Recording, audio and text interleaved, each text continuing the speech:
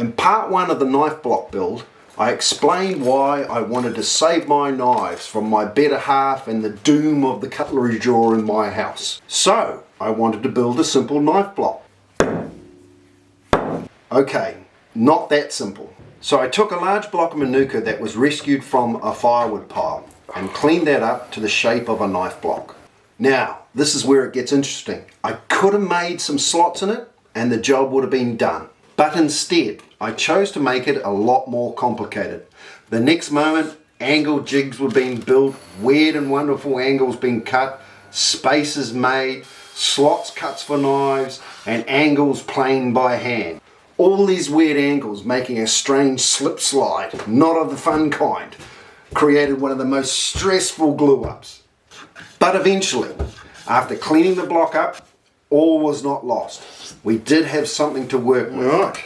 So in this video, we will carry on that journey and complete the knife block. But first, we have to take care of some ugly. Voila!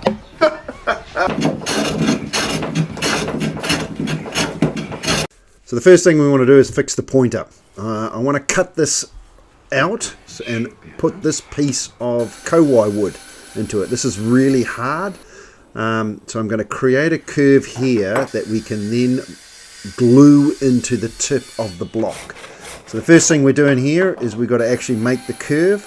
So I'm cutting off as much of the excess wood as I can by hand, putting together a quick jig here that I can then put the block in, and from here I'll use hand planes and plane down to the arc that I'm looking for.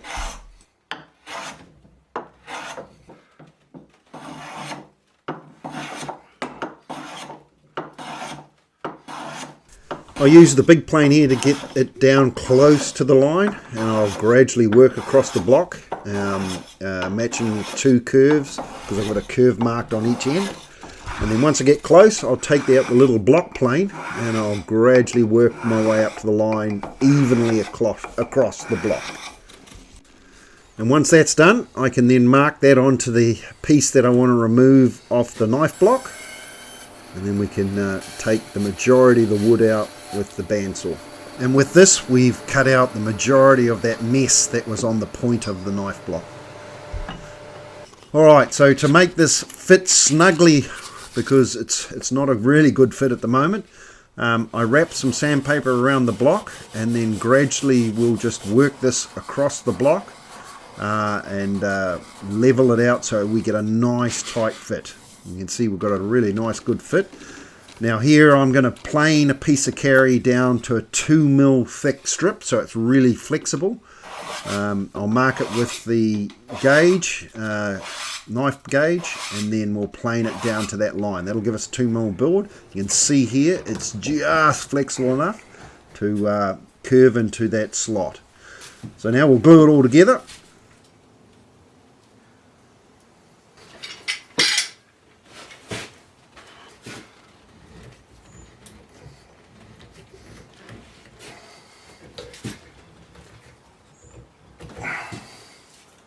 Once that's dry, we can take that out of the clamps. Now we want to clean up the two ends and the sides. Now this kowai wood that I've put in the end is very hard. I didn't even attempt to put a plane across it, but I found that I could run a sharp chisel across the end grain here, and we were able to clean it up flush to the block.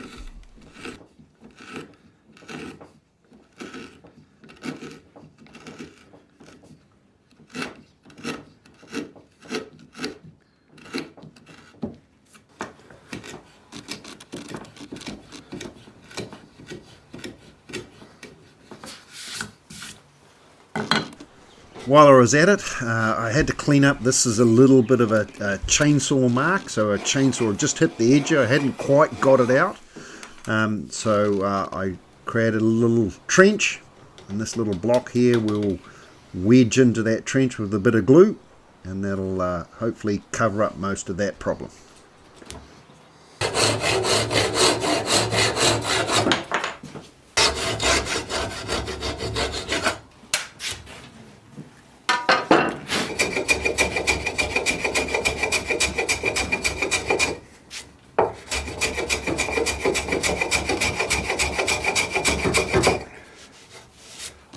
Once that's done, it allows me now to glue on a couple of side pieces. This is some more of that recycled weatherboard carry. Alright, let's glue that in. These two pieces will conveniently hide the faults on the two sides, as well as square the block up, which you will see in a minute.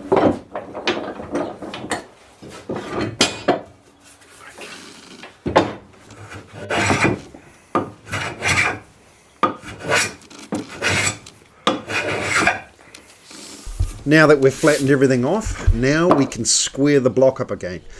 At the narrow end of this block where it joins, I'm giving it a 2mm gap, and then I'll take the big square here, as you can see, and then I'll align up those 2mm gaps to that square, and then align the far edges equally, and then that'll create a square back on the board, but at a perfect taper from those 2mm marks. We'll quickly trim off the excess of the two ends with the handsaw, and then we'll take this to the bandsaw and trim to those lines.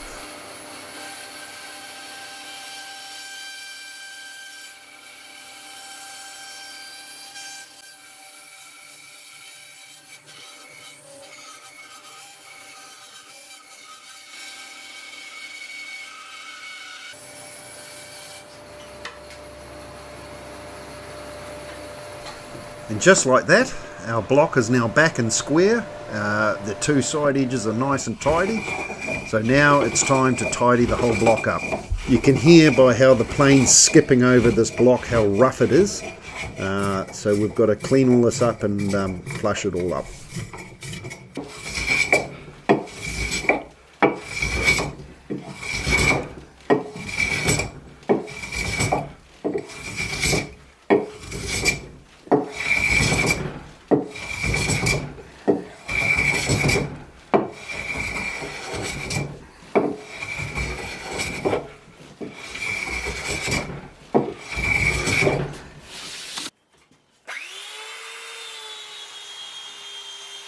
I'm using the belt sand here just to finish it up and make it a lovely true curve.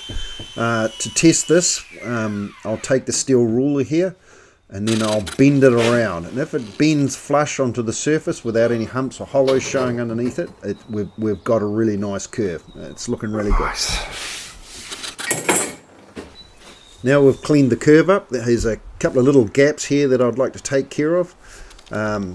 My trick here for these little, holes and gaps and that need filling is a bit of super glue, and then I'll take some of the fine sawdust and then I'll work that into the super glue, and it'll turn to sort of almost like a little bit of a putty, and then we'll let that harden off and then I'll sand it flush.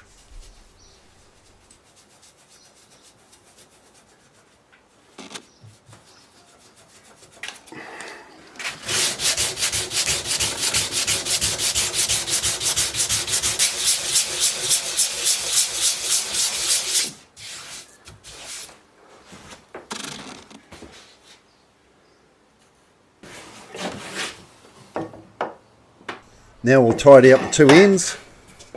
I'll plane the Kowai piece first, make sure it's square, and I'll plane it down with a little block plane flush. This is to stop it breaking out when I plane from the other direction here. So we'll plane back from the other direction, but because I've already done the Kowai piece, I won't need to plane over that edge and smash out the edge.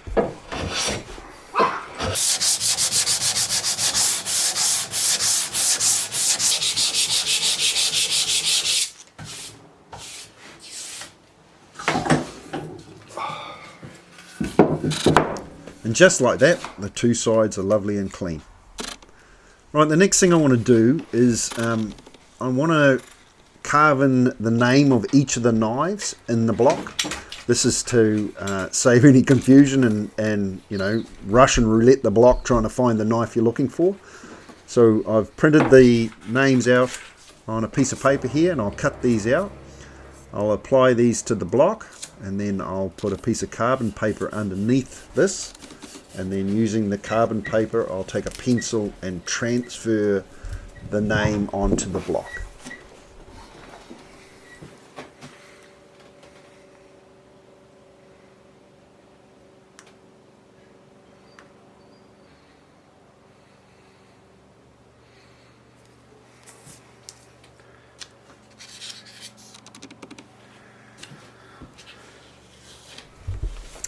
Now we've done that, we can start carving it out here. You can see my process for letter carving is once I've got the edges defined, I'll then cut the straight edges first, and then once I've cut the straight edges first, creating that V, I'll then use a series of curved chisels to carve the rest of the letter. Now I don't have a huge selection of chisels.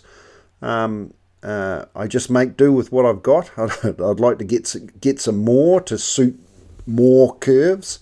At the start here, with the first carving, I'm sort of trying to figure out which chisels work best for the curves, the arcs, the inside, the outside curves. But as I move along the letters and the different names down the block, I get a better idea what chisels are working, and in the end I'm probably using 2 or 3 chisels to actually carve each of the names. You can see we'll keep progressing down the block and carving each of the names out.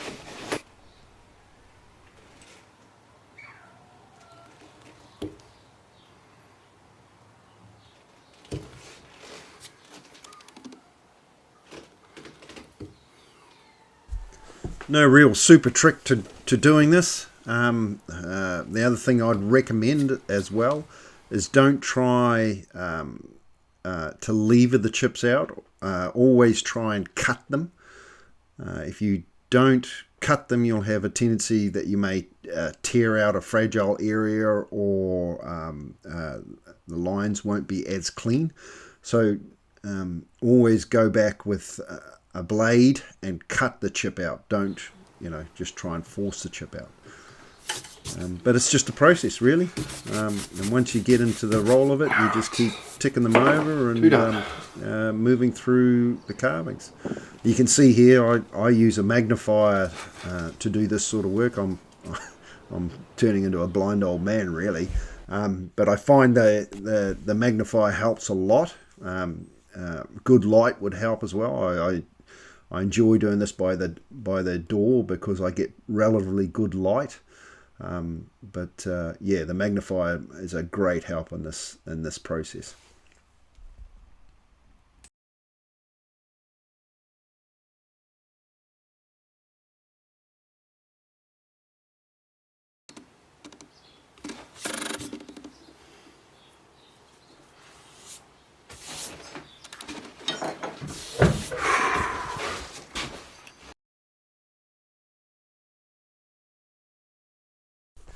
At this stage, I'm starting to get a pretty good feel for how to do this the most efficient way with the tools I've got.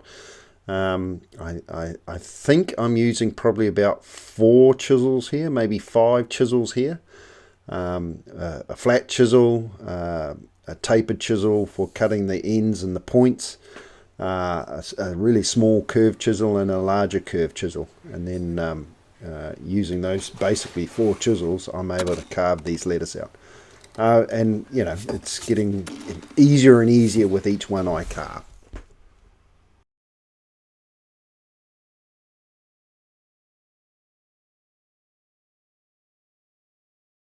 Now, I'm no expert at this sort of thing. I'm pretty much making it up as I go along, but like anything in life, if you don't give it a go, how do you know you can't do it? So I'm sure there's experts in the world that do a far better job than I'm doing here. But as everything in life, you try and make it as good as you can make it, and you keep striving to get better. And I think, as you can see, as I'm working along this block, I think the carving of the names and that is getting smoother and cleaner and better as I move along.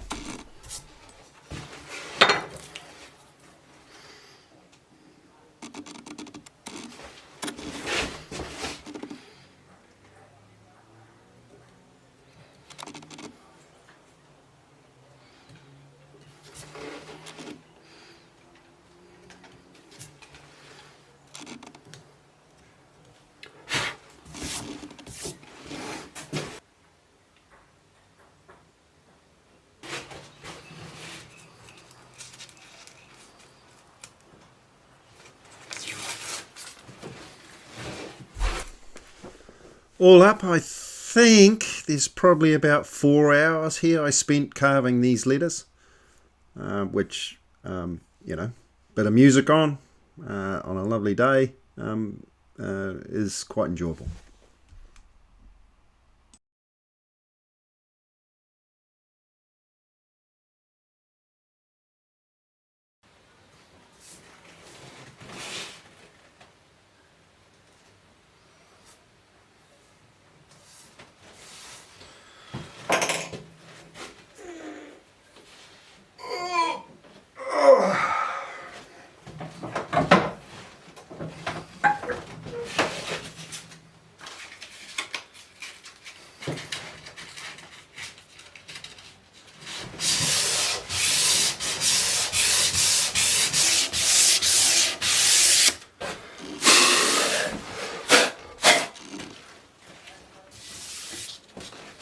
Next thing I wanted to do is put a bit of a chamfer on the two front edges, just to highlight the banding a bit more.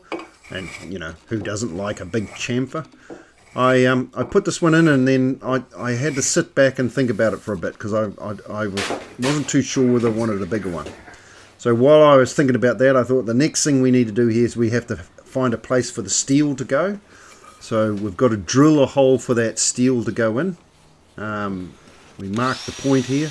Now what I'm going to do, well, what I want to do is I want to make a key line around the steel the same as the strips where the knives go in.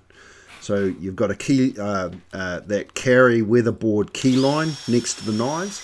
Well, I want to make the same key line around the steel. Alright, to do this I've drilled a bigger hole than I need, and then I'll then proceed to drill the hole that the steel will go into. I line this up on the block so that it goes in straight and square to the block. Because the worst thing we'll have here is if the steel wasn't square in it, or if the hole come out the side of the block. I'm pretty nervous about this sort of stuff now, because the amount of work that's gone into this block, the hours and hours of work, I certainly don't want to stuff it up.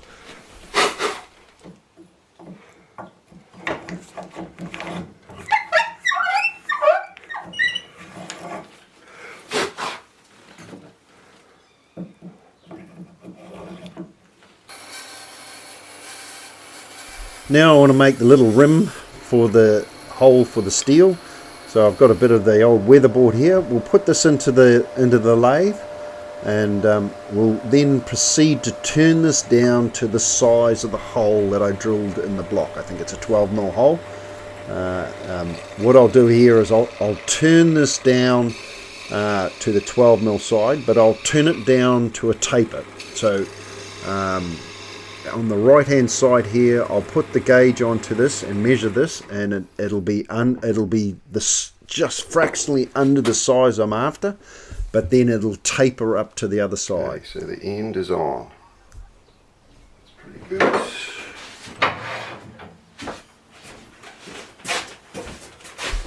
And then this will go into the hole. Now you'll see this is still quite loose.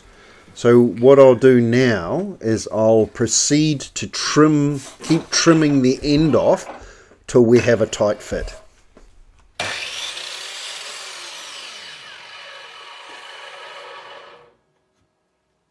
That's good. And once we've got that, we'll glue it in. Now before I glued this in, I put it back in the lathe and I drilled a tiny center hole in it. So we know the center of this piece that we're tapping in. While we let that dry, I've come to the decision that I want to make the chamfer bigger. Same thickness inside the block, but I want to make it thicker. Now this chamfer has all been put in by hand. I start with a larger plane here, and I'll plane sections off, as you can see, flat sections off, and I'll work my way around the block, getting close to the line. And I'll do this with the big plane to start with, and then once I get close to the line, I'll then go to the little block plane, and I'll proceed to plane it down to the line.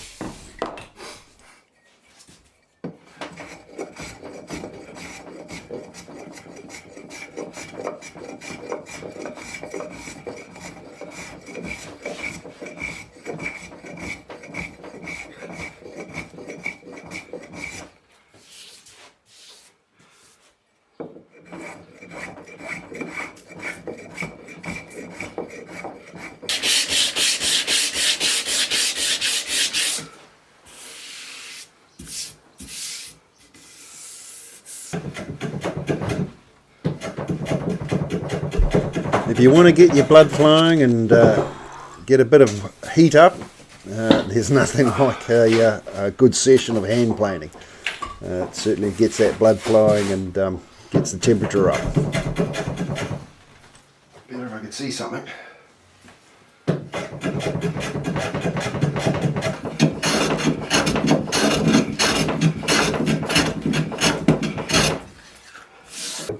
While I'm at it, I'll put some tapered chamfers from the point to the end of the block. These will look quite nice running from the thin side to the heavy side of the block.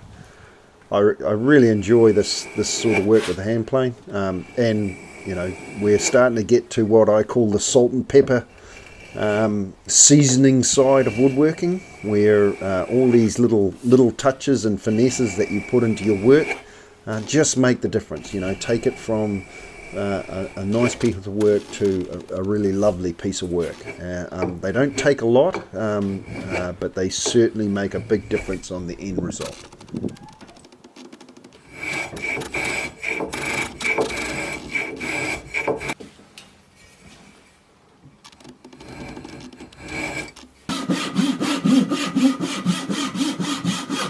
Now our little plug's dry, so we can clean that off, and we'll just flush it off with the chisel here. Now you can see the hole that I drilled in the middle of it before putting it into the block. I did this on the lathe. Now this is quite important because using this hole, I will then drill out for where the steel goes in, which will then create the ring around the outside that I'm looking to achieve.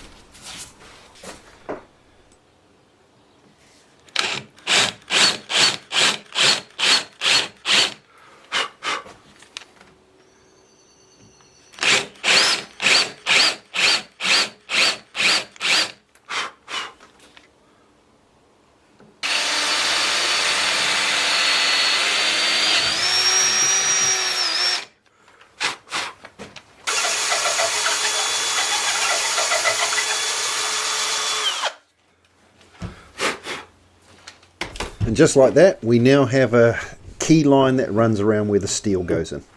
Nice. Now we work our way through the sandpapers. You know, a lot of people don't like sanding, but it doesn't. I don't have a problem with it because we're working to the end result. And then here's another example of, you know, the little bit of woodworking seasoning. Here I'm just putting a chamfer around the edges where the knives go into the block. Now, technically I didn't need to do this, but with the sharp carving knife here, I just ran a little chamfer around all these slots just to tidy them up.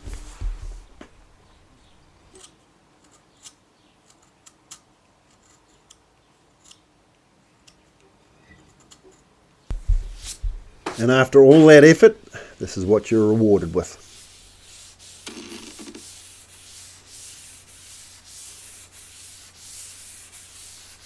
You gotta love that.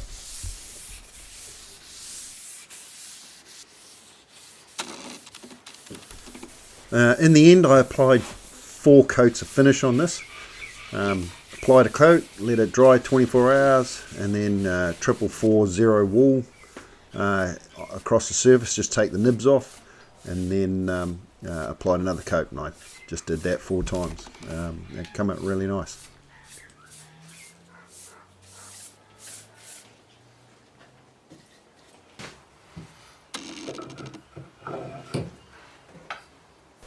And there you have it, just like that, we have a completed knife block. Very pleased with the end result. I cleaned up the knives. I just gave the handles a bit of a clean with some wire wool and a fresh wax, and of course I sharpened the ball. But yeah, no, very happy with how this has come out. Just sit back and I'll show you some of the glory shots of the end result.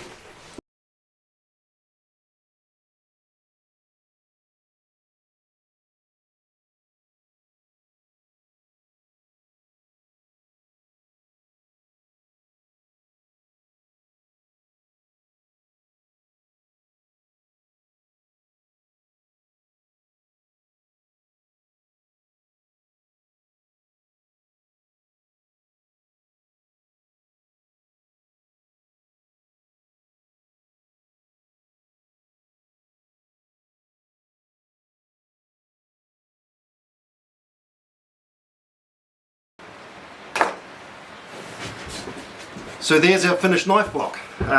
Really pleased how it's come out. A lot of work to get it to this point. So hopefully now the knives in my house will be saved from a natural death in a cutlery drawer, and will at least stay sharp enough for me to cut some lemons up for my G&T. Yeah, enjoyed this project, lots of challenges. If you haven't seen the original part 1, pop back and have a look at it, where I actually make the components and glue them all together. Very stressful part of the build, but no, happy with how it's come out. Thanks for getting this far on the video with me. I appreciate your support.